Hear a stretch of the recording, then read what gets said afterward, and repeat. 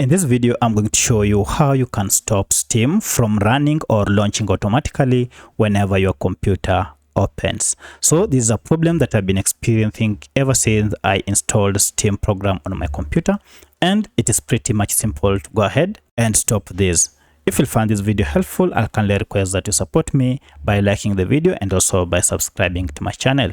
So if each time you open or you just turn on your computer, Steam program goes ahead and launches, then the best thing to do is to go ahead and turn this off. To turn it off, just go ahead and click on Steam on your Steam app, and once you are here, go ahead and click on settings.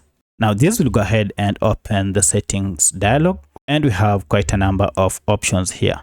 From this, look for the option called interface, and here it is represented by a small computer.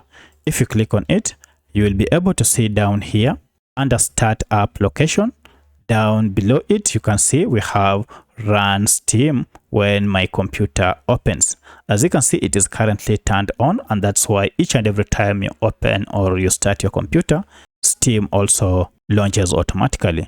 To turn it off, just go ahead and toggle this off, and from now henceforth, you will never again experience Steam launching automatically whenever you start your computer.